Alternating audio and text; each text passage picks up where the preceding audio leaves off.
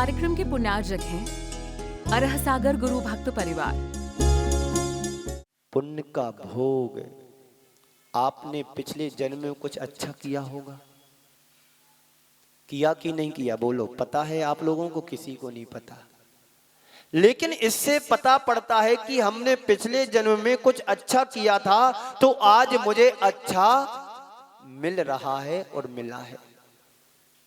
उन जीवों को देखो जिनने जन्म तो लिया है, दोनों पैर नहीं है, जिनने जन्म तो लिया है, हाथ ही नहीं है। ये सब पाप कर्म का उदय है। पूरा जीवन हमारा पाप और पुण्य के ऊपर निर्धारित है। हम जीवन में जो भी सुख सुविधाएं पाते हैं पुण्य के योग से पाते हैं। हमें वाणी मिली है तो पुण्य के योग से मिली है, मुझे आंखें मिली हैं तो हमारे लिए पुण्य के योग से मिली हैं। कहीं अंधे हो गए होते तो, कहीं बोल नहीं पाते तो, कहीं सुन नहीं पाते तो क्या होता? सुनना और बोलना दोनों एक साथ चलता है।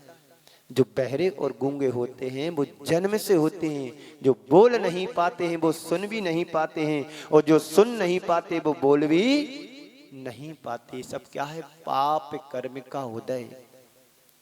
जीवन में प्रतिकूलताएं आती हैं तो पाप कर्म के कारण से आती हैं। जीवन में हानि होती है तो पाप कर्म के उदय से होती है। जीवन में विपरीतता जुड़ती है तो पाप कर्म के उदय से जुड़ती हैं। एक किसके हैं दोनों? पाप और पुण्य हमारे ही द्वारा निर्धारित किए जाते हैं, और स्वयं ही पाप और पुण्य के द्वारा कर्मों का फल भोगने के लिए अभिशप्त होना पड़ता है। अब क्या करना है? जीवन में ऐसा कुछ करना है कि अब मुझे पाप की नगरियों में ना घूमना पड़े। कर्म ऐसा करें कि कर्म मुझे नरक निगोद की यात्रा ना कराए। ऐसा कर्म करना है जिस कर्म को करके हम स्वर्ग और मोक्ष की व्यवस्थाओं को पाएं। तो पाप पुण्य फल माही हरक बिलखो मत भाई, यह पुद्गल पर जाए। ये सब पुद्गल की पर्याय हैं जो जन्मती हैं और विनष्ट हो जाती हैं, आते हैं और छूट जाते हैं, जुड़ते हैं, बिछड़ जाते हैं। सब पर्याय हैं। इन पर्यायों में ना हमें कभी हर्ष करना है ना कभी विषाद करना है। ये बात सच है कि हमारा जीवन और पुण्य और पाप से पूरी तरह प्रभावित होता है। आपके जीवन में पुण्य से जो आया है उससे आप प्रभावित हुए कि नहीं हुए? बोलो। आपने अच्छा घर बना लिया, आप उससे प्रभावित हैं कि नहीं? देखो मेरा कितना सुंदर घर है। आपने गाड़ी खरीद ली, देखो मेरे पास कितनी अच्छी कंपनी की गाड़ी है, ऐसी तो शायद पूरे शहर में ना होगी। तो ये तुम पुण्य से प्रभावित हुए कि नहीं हुए? जीवन में कुछ विकृति आ जाती है, जीवन अस्वस्थ हो जाता है, जीवन में कुछ परेशानियां आ जाती हैं, तो व्यक्ति उससे भी जुड़ता कि नहीं जुड़ता? देखो मेरे जीवन में इतनी परेशानियां चल रही हैं, मैं कहीं पर भी हाथ डालता हूं, कहीं पर भी कुछ काम करने की सोचता हूं, हमारा विफल हो जाता है। तो व्यक्ति पुण्य से भी प्रभावित होता है और पाप से भी प्रभावित होता है। पर हमारे गुरुदेव कहते हैं, क्या कहते हैं गुरुदेव? उनने बहुत अच्छी बात लिखी है समय सार में, पद्यानुवाद करते हुए। जो ज्ञानी होता है वो जल्दी प्रभावित नहीं होता है। वो सोचता है ये तो जीवन में लगा रहता है, कभी सुख आता है, कभी दुख आता है, कभी अनुकूलताएं आती हैं, कभी प्रतिकूलताएं आती हैं। ये सब संसार में चलता रहता है। क्या कहा गुरुदेव ने? ना भूत की स्मृति, ना भूत की स्मृति, ना अनागत की उपेक्षा। ना भूत की स्मृति, ना अनागत की अपेक्षा, भोगों पे भोग मिलने पर भी उपेक्षा। ज्ञानी जिसे तो विष दीखते हैं, वैराग्य पाठ उनसे हम सीखते हैं। क्या कह रहे गुरुदेव? भूत की स्मृति हमारे लिए पहले क्या था? कुछ स्मृति नहीं है। गुरुदेव कह रहे हैं ना भूत की स्मृति, मुझे पिछली कोई स्मृति नहीं है। कि मैं कहां से आया हूं, ना अनागत की अपेक्षा, आगे मुझे क्या मिलेगा इसकी कोई अपेक्षा नहीं है। भोगों पे भोग मिलने पर भी, भोगों पे भोग मिलने पर भी उपेक्षा, भोग और उपभोग की सामग्री हमें मिली है, इसकी उपेक्षा करता है कौन? ज्ञानी पुरुष। ज्ञानी जिससे तो विषय, ज्ञानी जिसे तो विषय तो विषय दिखते हैं। ज्ञानी के लिए जो पंचेंद्री के विषय हैं वो कैसे दिखते हैं? विष की तरह दिखाई देते हैं। वैराग्य पाठ उनसे हम सीखते हैं, उन ज्ञानियों से मुझे वैराग्य का पाठ मिलता है। तो पुण्य और पाप हमारे जीवन के दो पहलू हैं, दो किनारे हैं। इन दोनों किनारों को हम समझ करके अपने जीवन की गाड़ी को आगे बढ़ाना है। पुण्य भी तुम्हारा स्थायी नहीं है और पाप भी तुम्हारा स्थायी नहीं है, दोनों क्षण भंगुर हैं, दोनों क्षण चाहिए। संत कहते हैं पुण्य का भी एक दिन त्याग करना होता है। जब तुम्हें मोक्ष को प्राप्त होना होता है तो पुण्य को भी है समझ करके छोड़ दिया जाता है, और पाप को छोड़ने के लिए पुण्य कमाने की जरूरत होती है। और पुण्य नहीं करोगे तो पाप में तो हम लगे हुए हैं, रात दिन पाप में लगे हुए हैं। उस पाप को छोड़ने के लिए पुण्य का उपक्रम किया जाता है, पुण्य के साधन को जुटाए जाते हैं और पुण्य की सामग्री को जुटाया जाता है। उस पुण्य की सामग्री को पाने के बाद पुण्य पाप अपने आप छूट जाता है। जब तुम धर्म ध्यान से जुड़ते हैं तो पाप की क्रियाएं सब छूट जाती हैं, पाप के साधन सब छूट जाते हैं। और जब तुम पुण्य को छोड़ोगे तो मोक्ष के अधिकारी बनोगे। तो मोक्ष हमारी आत्मा की अंतिम परिणति है। आत्मा की उपलब्धि के लिए पुण्य पाप से ऊपर उठना बहुत जरूरी होता है। ये जीवन की एक बहुत बड़ी सच्चाई है। लेकिन सारा व्यवहारिक हमारा जीवन पुण्य और पाप पर आधारित है। पुण्य और पाप के द्वारा हमारा व्यापार चलता है और पुण्य और पाप के माध्यम से हमारा जीवन भी आगे बढ़ रहा है। इस पुण्य और पाप को जो समझ लेता है फिर उसमें कोई हर्ष नहीं मनाता है, ना विषाद करता है, ये उसको नियंत्रित करने में सक्षम हो जाता है। पुण्य और पाप साधारणतः इन दोनों शब्दों से हम प्रभावित हैं। मैं आपसे पूछना चाहता हूँ कि पुण्य किसे कहते हैं और पाप किसे कहते हैं? शब्द तो तुम जाने पहचाने हैं, बोल भी रहा हूँ अभी इतनी देर से कि पुण्य क्या है, पाप क्या है। पुण्य के योग से हमें सब कुछ अनुकूलताएं मिल जाती हैं और पाप के उदय से हमें सब अनुकूलताएं प्रतिकूलताएं बदल जाती हैं। तो मैं आपसे पूछना चाहता हूँ कि पुण्य किसे कहते हैं? बोलो, क्या उत्तर आएगा? जो कुछ हम अच्छा करते हैं उसे हम पुण्य कहते हैं। ये तो पुण्य की क्रिया हुई, ये तो पुण्य की क्रिया हुई। पुण्य उसे कहते हैं जिससे हम अपने जीवन में अनुकूलताएं पाते हैं, उसे पुण्य कहते हैं। क्या क्या तुम्हारे जीवन में अनुकूलता है, क्या क्या तुम्हारे जीवन में प्रतिकूलता है, इनकी हमें लिस्ट बना लेने की जरूरत है। जिन जिन चीजों से मुझे सुख मिल रहा है उससे हमारा पुण्य का आश्रय हो रहा है, जिन जिन चीजों से मेरा पुण्य बढ़ रहा है वो सारी चीजें हमारी साता के उदय से प्राप्त हुई हैं। आपके जीवन में दुख भी आता है तो क्या कहते हो? अरे भगवान, हमारा पाप कर्म का उदय चल रहा है। जब तुम्हारे जीवन में सुख सुविधाएं जुड़ती हैं, अनुकूलताएं बनती हैं तो क्या कहते हो? अभी हमारा पुण्योदय चल रहा है। थोड़ा सा कुछ कहीं करो नहीं, सफलता मिल जाती है तो क्या बोलते हैं? पुण्य का उदय चल रहा है। और किसी से पूछो, अरे भैया कैसा चल रहा है? अरे क्या बताऊं, हालत खराब है। जब से कोरोना आया तब से तो हमारा व्यापार डाउन हो गया। बोलते ना ऐसा? जब से कोरोना आया व्यापार डाउन हो गया है, पर ये नहीं कहते कि जब से कोरोना आया हमने खाना कम कर दिया। जब दान की बात आती, अरे जब से कोरोना हमारा व्यापार ही बंद हो गया, अब कहां से दूं? अरे जब भी मौका मिले, पुण्य का अवसर आता है, खुले मन से खुले हाथों से आगे बढ़ना चाहिए। जो है जितना है उसमें संतोष रख करके अपने जीवन को आगे बढ़ाएं।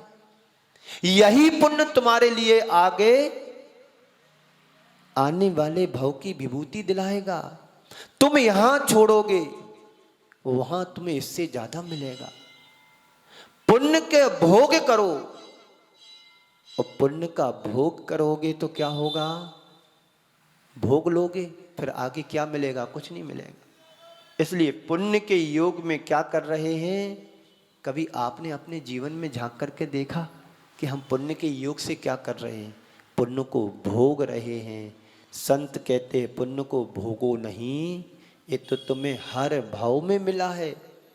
भोगने वालों की, जैसे मैंने अभी कहा था, चक्रवर्तियों के पास क्या कमी थी, लेकिन जिन जिन जीवों ने, जिन जिन चक्रवर्तियों ने पुण्य का त्याग किया, कुछ मोक्ष गए, कुछ स्वर्ग गए।